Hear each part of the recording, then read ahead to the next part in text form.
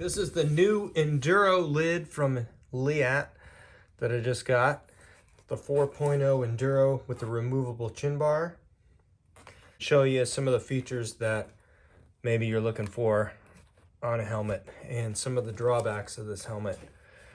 Okay, so it's got the visor up top, which you can move a little bit.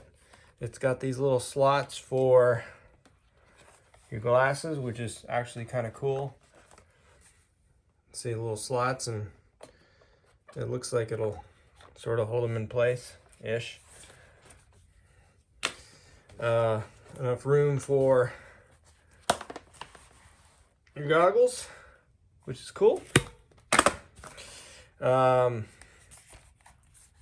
It's actually adequately ventilated. I took this on a trail ride and feels great. It's lightweight. It's got a downhill rating. The material is like a polymer. They call it a polymer compound, but it's the same material you'll find on a lot of other helmets, and it flexes a little bit, which is actually what you want. You want this thing not to break on you, but to remain intact. All right, let's look inside the helmet. You got a Fidlock adjustable strap buckle system. One of the differences between this and the 4.0 full face non-removable chin bar helmet, I think it's the DBX 4.0, is that this side of this is further up towards the helmet.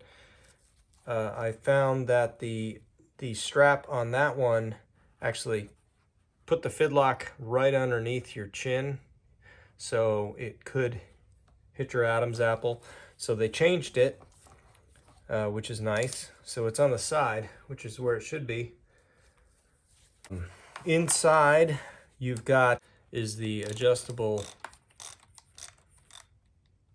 head fit system, which is actually kind of nice. I like that. Inside here, they've got a liner. Now, this is very surprising. Unlike the 4.0 DBX full face, this liner is paper thin. I mean, it's really thin. Especially, it's got these little pads here. I mean, this is nothing. I'm really surprised about this. And then there's nothing on the back.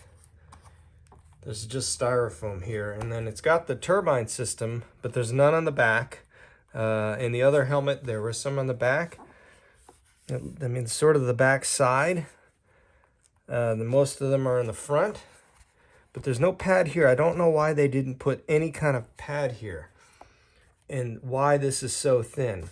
So when you put this on, you can actually, you sort of feel the styrofoam on your head. I mean, this is so thin that it's almost non-existent.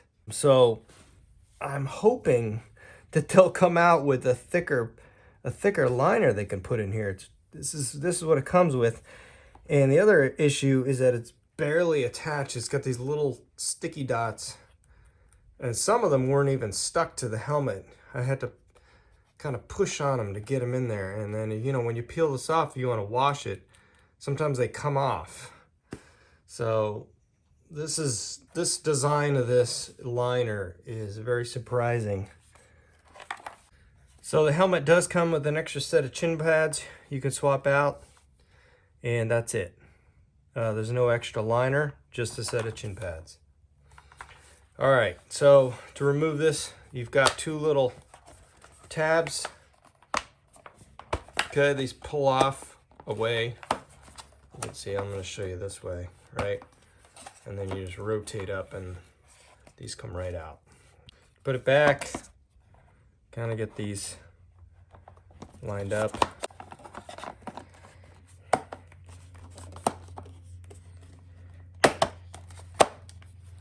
And then snap these back and you're good to go. So back to the material. This is the polymer compound, they call it. I find it similar to, let's say, Bell's. This is a old Bell helmet with the removable chin bar. Similar design inside. You got the turnbuckle. This pad's actually a little thicker, and you can see you got pad in the back too. Now it's not much, but it definitely helps. So Leatt, I don't know why you didn't put anything in the back. Very strange. But anyway, back to the material. Of course, you're gonna crash. This material actually will break. You can see I broke it there, but it will stay intact. So I believe this is a similar material, and so that's a good thing. All right. In summary, the biggest drawback of this helmet is inside of it. Leatt, I don't know what you were thinking, but this pad, it's paper thin, and there's none on the rear. So if you do end up falling in a crash and you go backwards, maybe you're flipping around and you do hit the back of the helmet, that's certainly not going to feel good. I think even on frontal impact, this pad is just too thin. Yes, the ventilation is fantastic because the pad is so thin. This is typical of trail helmets, but I think if you call this an enduro helmet, you're going to be going down some pretty rowdy stuff. In an enduro, I think this pad should be thicker. I think they should redesign it. So I think if you're looking for a lightweight full face without removable chin bar, the Leatt DBX4 is probably the way to go. If you want the removable chin bar, and you don't mind that lightweight liner, then maybe this is the choice for you. Just to show you all the inside of the 4.0 DBX for comparison, here is the liner.